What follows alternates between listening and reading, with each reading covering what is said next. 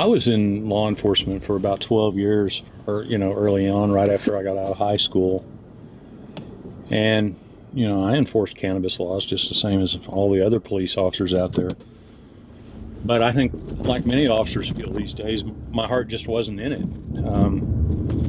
You've got this person in custody and you're taking him in, and you're just like, what's wrong with this guy? There's no reason to be treating him this way.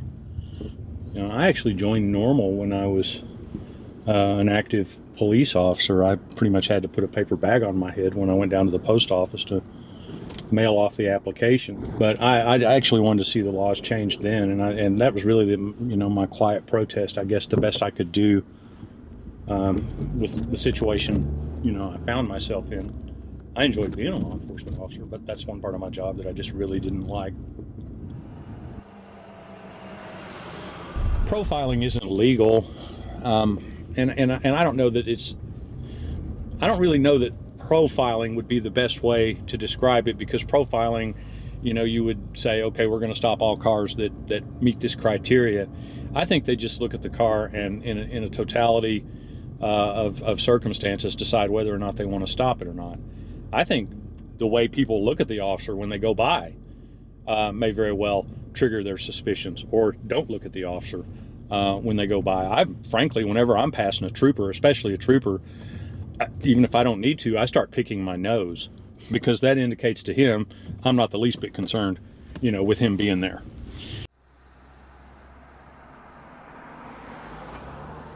When the police stop somebody, it's all videotaped, and I think the biggest mistake people make is it's almost as though they've spent this time driving down the highway worried they're going to get stopped, and they've almost been rehearsing in their mind what they're going to say to the police, when they're completely missing the point. Yeah, they get out talking like a tree full of parrots, and that's the first dead giveaway to the police officer that you're up to something.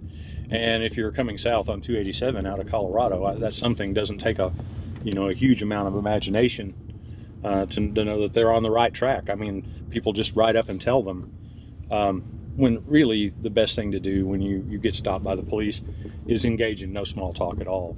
Hand them the driver's license, hand them your registration, and then of course don't answer any questions about your day.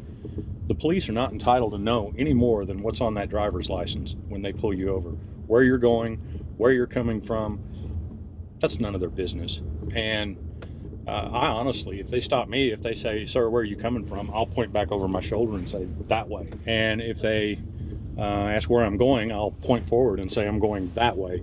And some of them will actually crack a smile, because they know I'm wise to what they're doing. And they'll stop with the interdiction questions.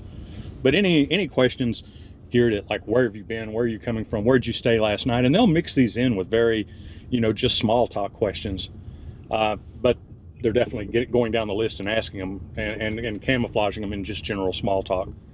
Don't discuss your day. That's the biggest mistake that you can make, and you're not under any obligation to do so. A lot of cops also will start this business of, well, you look nervous. What's wrong? Why are you nervous? They don't know you. How do they know what you look like when you're nervous? Actually, what they're doing, all this is being videotaped when they stop you, and they're just basically hamming it up for the camera. They're saying on camera, you look nervous. Therefore, when a jury sees the tape later, the jury's going to believe that you appeared nervous, especially when you don't deny it. So when they start with this, you look nervous. Why do you look nervous? You just have to almost act like that statement is ridiculous. Well, in drug interdiction activities, the police really, they're attracted to large vehicles that they think would carry a large payload, of course, if you're on a known drug smuggling route. But really anything, rental cars, they're very tempted to stop a car that appears to be a rental car. They more often than not will stop a car with more than one person in it. That gives them a pretty good indication, that this person may be traveling, and it's not just a local resident in the area on their way to work. And then of course the reasons that they stop people for are just only limited by their imagination. I've seen them stop people for following too closely on a divided interstate where, arguably the person wasn't. Driving in the passing lane is one of their favorites. Failure to signal, within 100 feet of making a turn is another. License plate lights out, any kind of lights out. Obstructed license plates, and of course we all know why they don't want you obstructing your license plate. So if they want to find a reason, generally they don't have to follow you very long to do it.